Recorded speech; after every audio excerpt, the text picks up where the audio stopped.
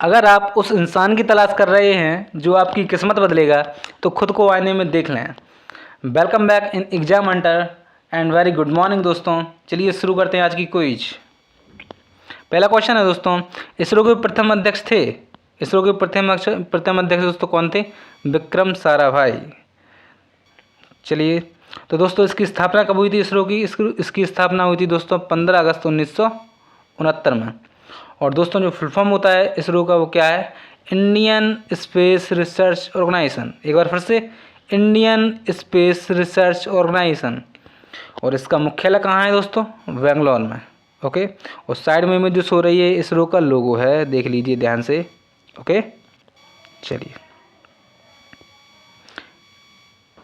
चलिए आगे बढ़ते हैं।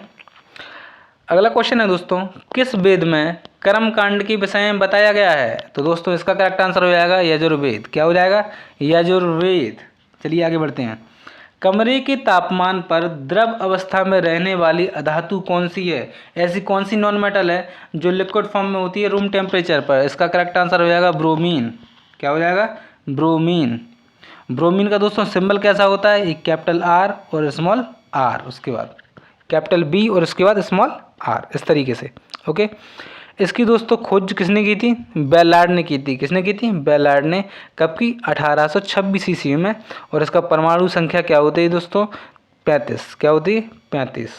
ओके, और दोस्तों यह हैलोजन ग्रुप में आता है। किस में आता है? Halogen group.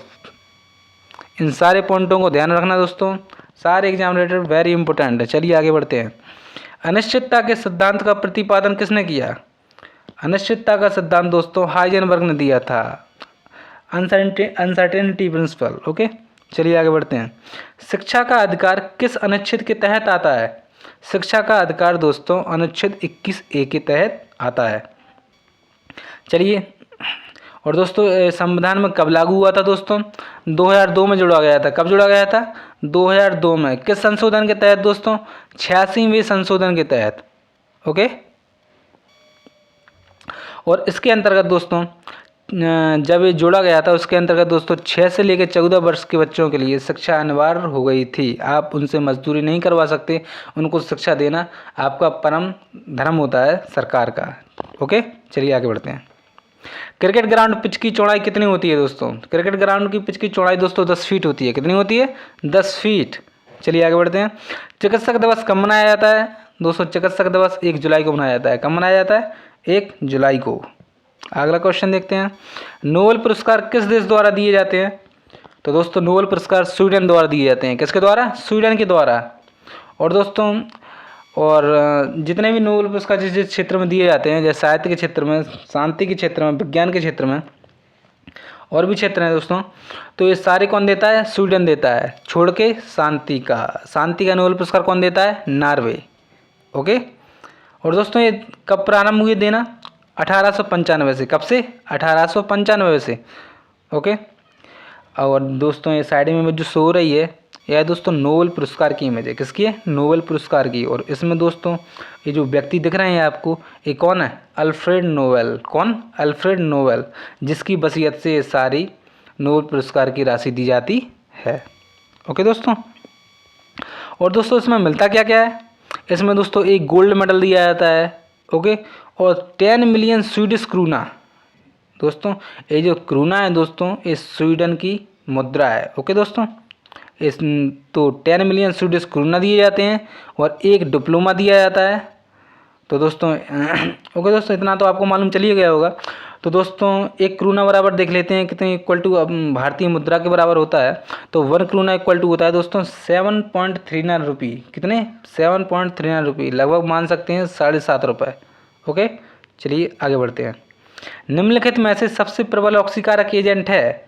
तो प्रबल ऑक्सीकारक एजेंट का मतलब होता है ऑक्सीडाइजिंग एजेंट, जो ऐसा माना बहुत फास्ट हो। ओके ना, तो इसका करेक्ट आंसर हो जाएगा दोस्तों फ्लोरीन। क्या?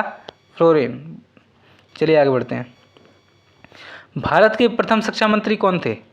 भारत के जो प्रथम शिक्षा मंत्री थे दोस्तों मौलाना अबुल कलाम। कौन थे? मौलाना अबुल कलाम। और दोस्तों ये इमेज है, यह मौलाना अबुल कलाम जी की है। इसी तरीके से दोस्तों पहली भारतीय शिक्षा मंत्री महिला कौन थी? कौन है दोस्तों? स्मृति ईरानी। और दोस्तों भारत के पहले वित्त मंत्री कौन है? R.K. शनमुखम चेट्टी। कौन है? R.K. शनमुखम चेट्टी। और कानून मंत्री दोस्तों कौन थे? B.R. अम्बेडकर। कौन थे? B.R. अम्बेडकर। चलिए आगे बढ़ते हैं।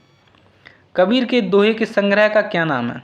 तो कबीर के दोहे दोस्तों, उनका संग्रह किसमें है? बीजक में है। किसमें है? बीजक में। इस क्वेश्चन को ध्यान में रखिएगा, बहुत इंपॉर्टेंट। चलिए आगे बढ़ते हैं। सिनेमा के क्षेत्र में उत्कृष्टता के लिए कौन सा पुरस्कार दिया जाता है? तो दोस्तों सिनेमा के क्षेत्र में जो पुरस्कार दिया जाता है वो दादा साहब फाल्के पुरस्कार दिया जाता है। कौन सा? दादा साहब फाल्के। ओके, चलिए आगे बढ़ते हैं। मानस नेशनल पार्क किस राज्य में स्थित है? दोस्तों मानस नेशनल पार्क जो है असम राज्य में स्थित है। किसमें? असम राज्य में। ओके, असम राज्य में दोस्तों और भी नेशनल पार्क स्थित हैं, जैसे Kaziranga national park, Orang national park. Okay दोस्तों, और दोस्तों जो मानस नेशनल पार्क है इसकी स्थापना कब हुई थी दोस्तों? 1990 में। ध्यान रखना। इससे रिलेटेड दोस्तों और भी नेशनल पार्क देख लेते हैं। बहुत ही फेमस है दुधवा राष्ट्रीय उद्यान। क्या? दुधवा राष्ट्रीय उद्यान। ये किस स्टेट में स्थित है दोस्तों? उत्तर प्रदेश। इसी तरीके से माधव राष्ट्रीय पार्क या किसमें? मध्य प्रदेश में। शिमली राष्ट्रीय पार्क ये किसमें? उड़ीसा में। और दोस्तों गिरी राष्ट्रीय पार्क ये किसमें? गुजरात में। ओके दोस्तों, इससे रिलेटेड दोस्तों जैसे काजीरंगा नेशनल पार्क ये किसके लिए प्रसिद्ध है? एक सींग वाले गैंडा के लिए। ओके, इसी तरीके से गिर राष्ट्रीय पार्क किसके लिए फेमस है? सफ़ेद शेर के लिए। किसके लिए? सफ़ेद शेर के लिए। ओके, चलिए आगे बढ़ते हैं। परमाणु भार का अंतर्राष्ट्रीय मात्रक है। परमाणु भार का अंतर्राष्ट्रीय मात्रक दोस्तों क्या है? C12। क्या है? C12। अगला क्वेश्चन देखते हैं। ओडिसी किसकी रचना है? ओडिसी दोस्तों जो रचना है वह होमर की रचना है। किसकी रचना है? होमर की रचना है। ओके, चलिए अंतिम क्वेश्चन समाप्त हुए। इसी के साथ विदाई लेते हैं।